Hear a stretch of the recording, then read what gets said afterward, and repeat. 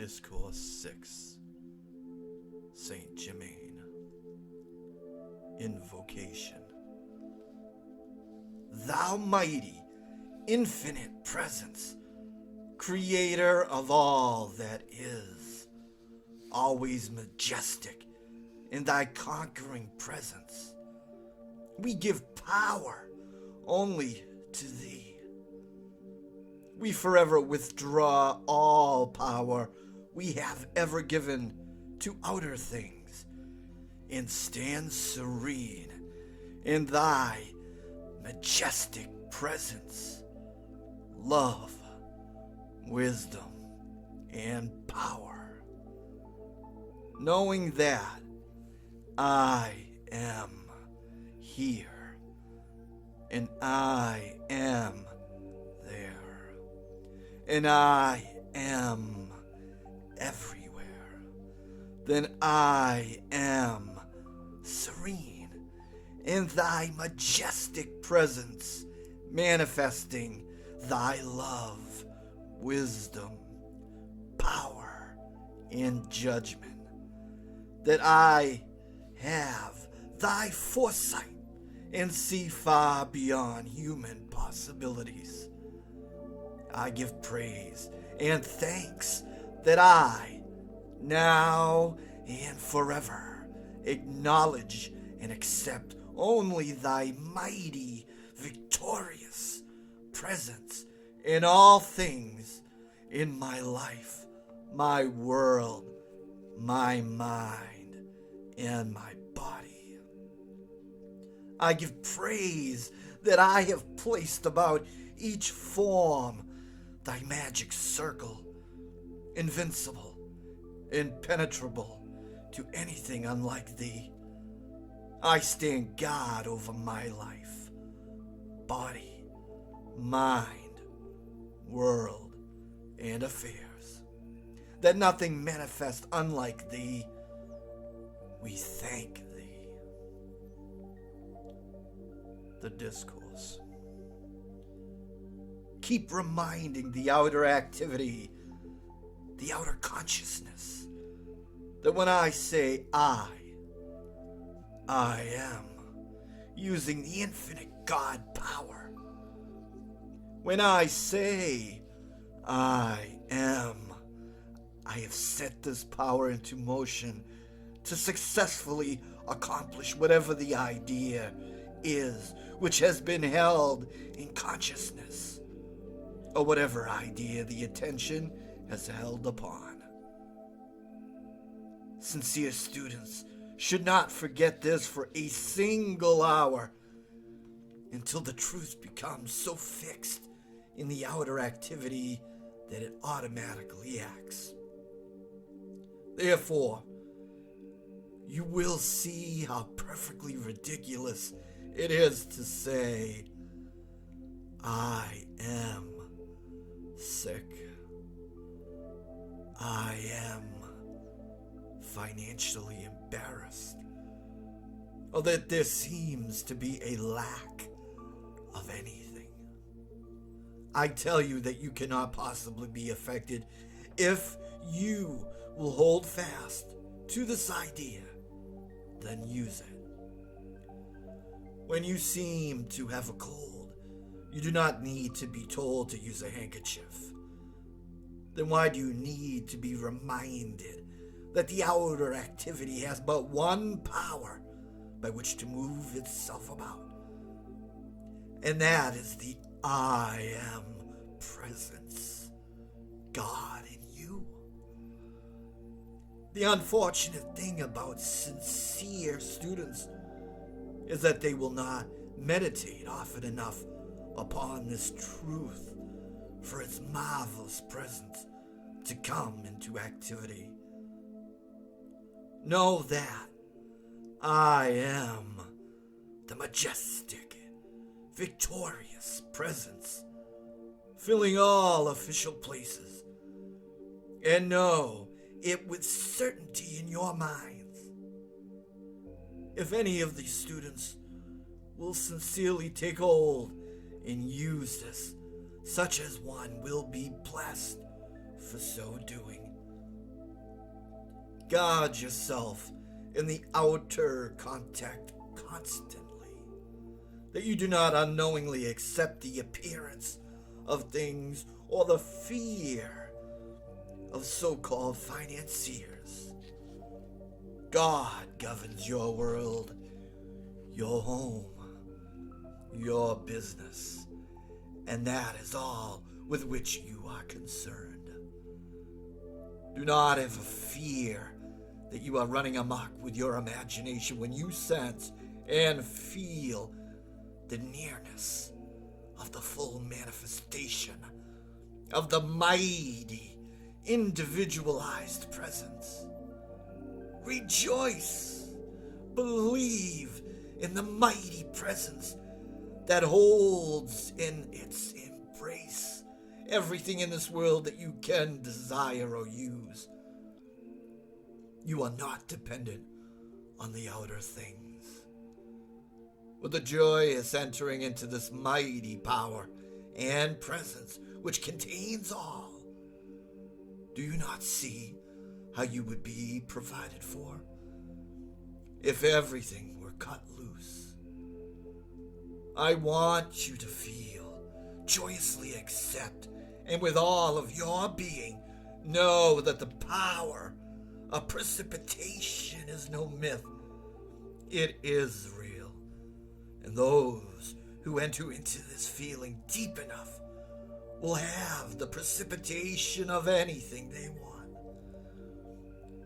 Children have been chastised for seeing angelic beings and for manifesting an inner perception. It is the parent of that child who should be chastised, and well at that, for daring to interfere with the God-given freedom of that child.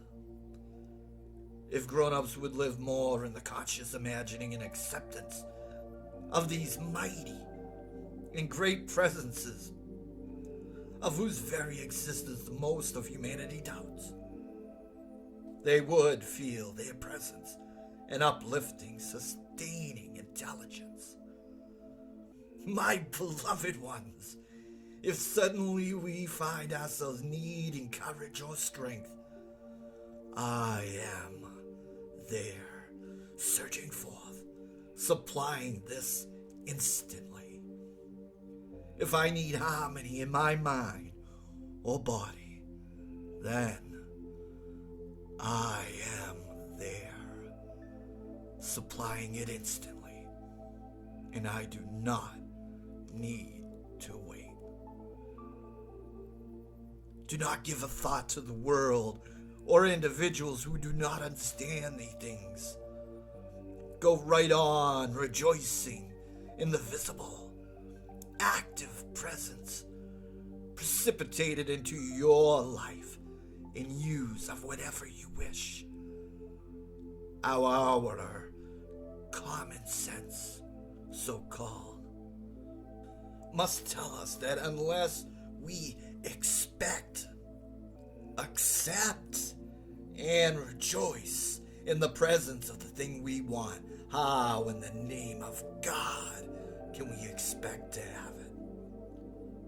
The poor, insignificant outer self struts itself about saying, I am too important to give attention to these childlike fairy stories.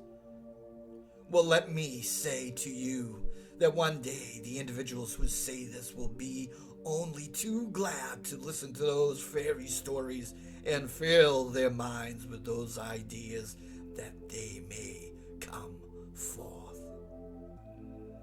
In every instance, in the outer contact of the world of business, whenever there is a negative condition that seems to touch your world in any way, instantly take your firm stand.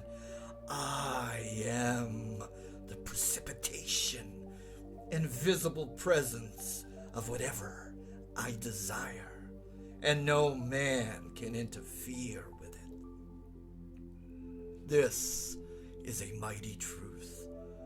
When I speak of precipitation in this manner, I do not only mean through the invisible, but through any channel. For all is a precipitation.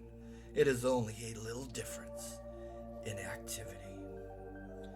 When I recognize who I am, then I have entered into the great silence, wherein is God's greatest activity. This recognition should bring great revelations to the individual if he holds to it with joyous acceptance. In your outer experience, the use of any activity develops your strength to greater and greater efficiency, does it not?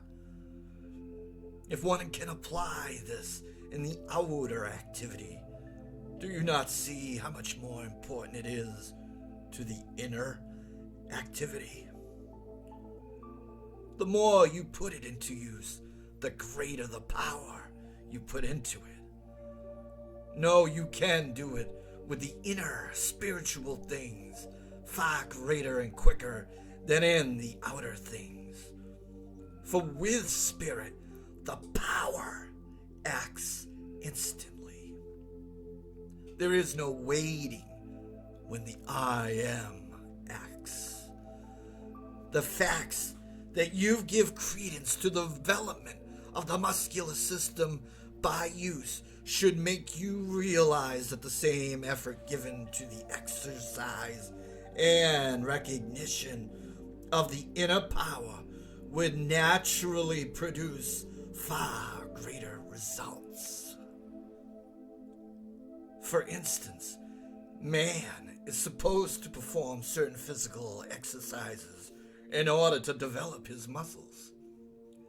I have, in my students, many times enabled them to produce powerful muscles in a symmetrical, beautiful body without having taken a single exercise to do it. It is the same with the exercise of your inner faculties and bringing forth the inner power.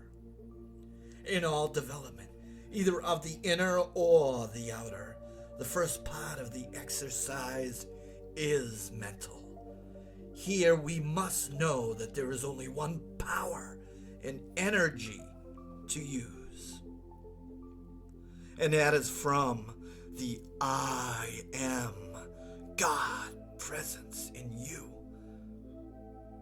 Therefore, the exercise of your inner faculties is necessarily mental, called mental, but I say to you, it is God in action. Because you cannot form a thought without the intelligence and energy of God to do it. Therefore, your mental activity is the energy of God in action. Now you see how easy and possible it is to make a strong physical body without lifting your hand in physical exercise to do it. Most scientific, medical, and men of a physical culture will deny this, but I assure you, it is only because they have not become aware of or thought deeply upon the energy or power that is acting. Because no kind of activity can take place except by the use of this inner energy and power. Individuals allow the impingement of doubts and fears to rush in and overwhelm them when it comes to the recognition of these great faculties, which are free for their use at any time. You see, they are but submerged, as it were, by the outer, like a cork that has been pushed beneath the water, which when released by a little effort, pops up to the surface into use. I must say it is positively pitiful when earnest students spend so many years straining at intervals to gain the use of these faculties. And then, because they do not operate immediately, relapse into a state of inactivity until something spurs them on, and then relapse again. Persistent, determined recognition of this I am presence will take you through anything to absolute certain accomplishment, unless you lie down on the job. I see, and especially at this time, a goodly number of individuals who, with a little encouragement and description of the simple use of these faculties, will quickly leap into their freedom. And especially those who have this verbal instruction and the radiation that goes with it. It is not appalling that sons and daughters of God will submit to the binding claims of limitation when, with persistent effort and determination, they would open the door and step through into this great inner chamber filled with such dazzling light, jewels, gold, and substance from which every kind of food in the universe can be precipitated. Then with this truth plainly before them, these individuals still hesitate through unbelief to step through. Take this scepter and be free. Beloved ones, again I say to you, sing the great melody of the I am conquering presence. Sing it in your hearts continuously. Feel it with all your ability. Be determined to use it. Hold fast to that determination, and the knowledge and the way will steadily open to give you that mastery, which is your eternal freedom. Just keep joyously knowing that you are through the veil now. Whatever mastery the individual has gained over himself, his affairs, or his world is always and should be a sacred chamber, an inner sanctuary upon which no other inquiring individual may intrude.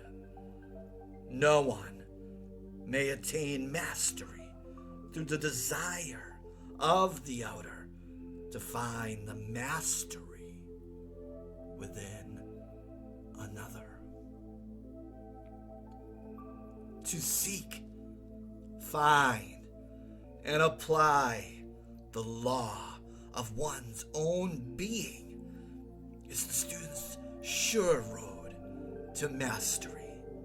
And only when the individual has attained it himself may he really understand what true mastery is. There is only one mastery to be sought, and that is over one's own outer self. One might walk beside a master for years and not discover it until his own inner faculties revealed the fact.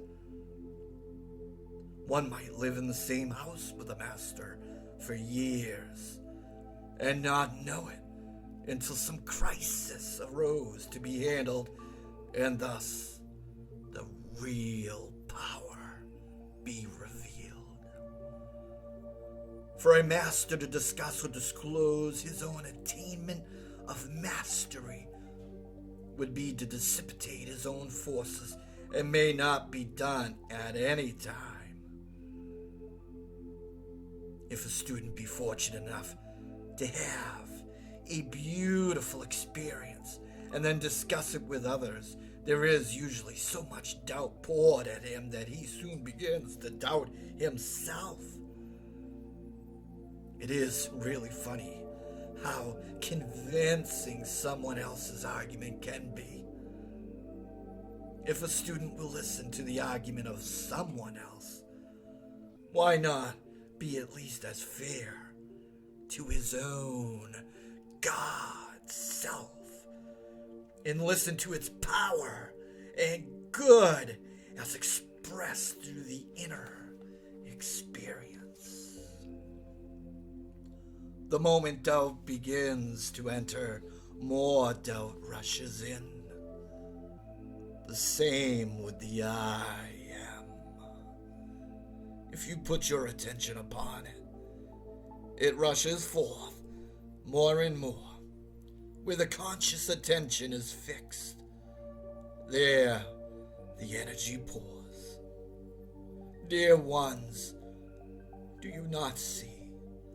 When you want something revealed or to be inspired in some way, do you not see? I am that.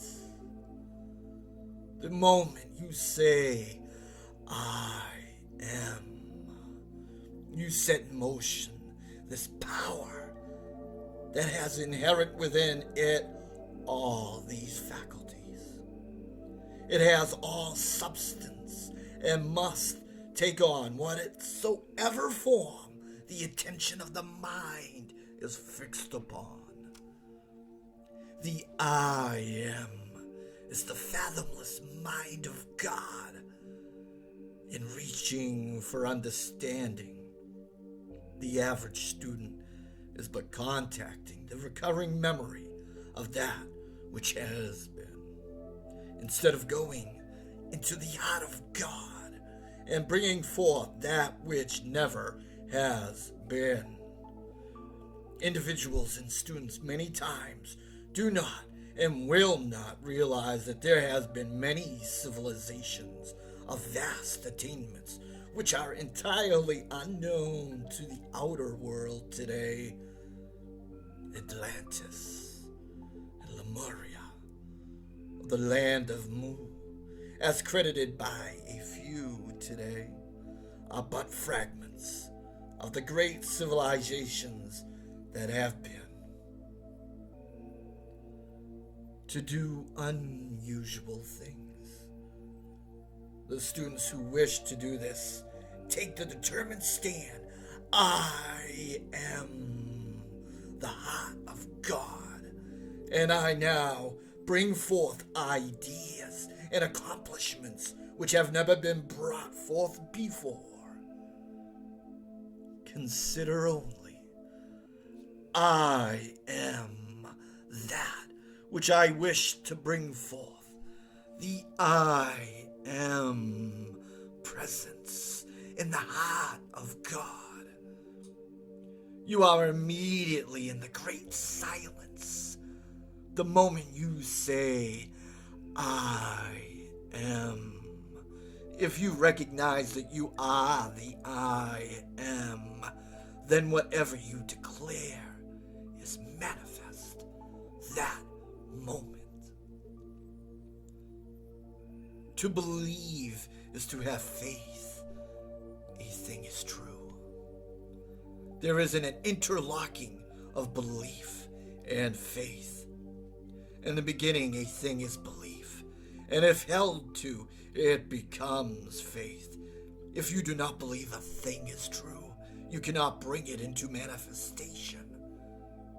If you do not believe, I am a thing, how can it act for you? The old saying, there is nothing good or bad, but thinking makes it so, is an absolute truth. When you know that God's energy comes forth into the individual absolutely pure imperfect, then you must realize that it is the individual who requalifies that energy and imposes his own impure quality upon it. This pure God energy is projected forth by the conscious effort of the individual, and he must impose some kind of equality upon it. For that is his privilege as a creator.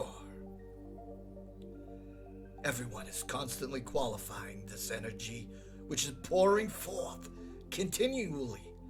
Each one is continually pouring his color into it through his own consciousness. Every activity of the outer that qualifies carries with it the inherent faculty of sound and color. No activity of any kind that can take place which has not sound and color inherent within it. God's perfection naturally has no discolorization in it. Within the outer faculty, which gives quality to a thing, is where the discolorization takes place. Every student must take the responsibility of his own activity in qualifying the energy he sends forth. The mind cannot act upon anything that has not intelligence inherent within it. Do not allow yourself in the human sense to consider the element of time in anything you do, but enter into a thing joyously and stick to it until it does manifest. Be like a blowtorch. If you will hold steady on the mighty God presence as the actor doing the thing, you will enter into the fullness and perfection of everything ready for your use now. All permanent accomplishment must be by the self-conscious effort of the individual. Question: what is sympathy? Answer: it is but agreement within perfection. Whatever you do, be adamant before human sympathy. Watch that you do not allow yourself to be dragged down into quicksand when you can use wings to lift yourself above its destruction. Judge not, but keep joyously entering into the I am presence, and all things will manifest perfectly. For any imperfect condition, especially old age, use I am the perfection of that individual. No matter what is said in the outer world, you must be unaffected by it, for you are coming to this perfection, and you must bring it about consciously.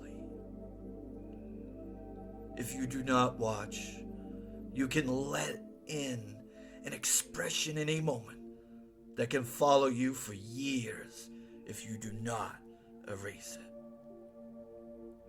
When you are consciously using the great law, know that the active power of God's thought knows its direction, goes and performs perfectly. Consciously charge the I am intelligence to use whatever is necessary. Say, I am intelligence. Qualify this with whatever is required for healing. I had one student who so qualified the electronic circle about him with the power of healing that he was called the Healing Shadow. Of course, it was not the shadow that healed, but the moment people contacted his electronic circle, they were healed instantly. Question. Understanding God is love. Why did God individualize himself? Answer. In order to have something to love. Question. Why were the rays divided? Answer.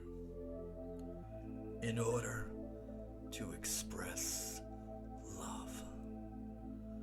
Love is the active principle of God, and when you are loving, you are enfolding what you are loving in that robe of God, that radiant presence and activity. Never condemn. Try always to understand whenever there seems to be a wrong sex activity, and lift the consciousness of the individual by focusing the attention upon a high ideal of some kind in order to control the thought, so the sex activity can come under conscious control of the individual through the use of his own will. The proper, clean use of the sex is for the expansion and expression of love in the procreation of a form that the incoming soul may have an harmonious and loving disposition and temperament. The thought and feeling of the parents are the influencing, molding activity. The nature of the life principle of the individual is to love. Benediction. Infinite God of love, we give thanks for thy gracious outpouring today, for thy mighty radiance filling all things everywhere.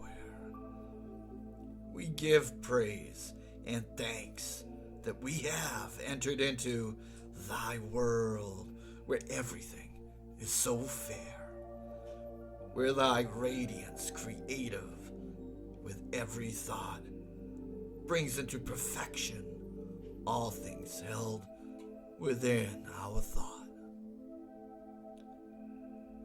Notes.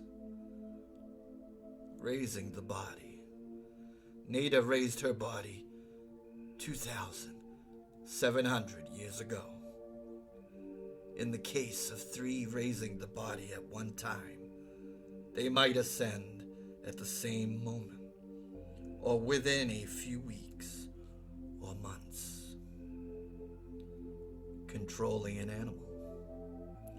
Use I am here, and I am there, and I command silence there.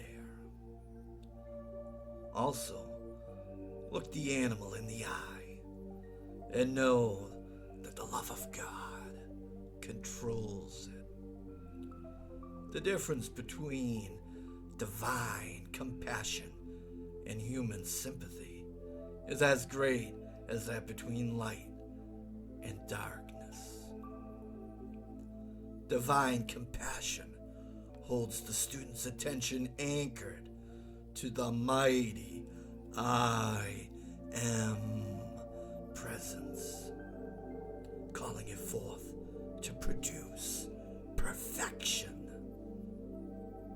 Human sympathy is a rushing forth of energy qualified by a feeling of imperfection, and but intensifies the imperfection already manifesting.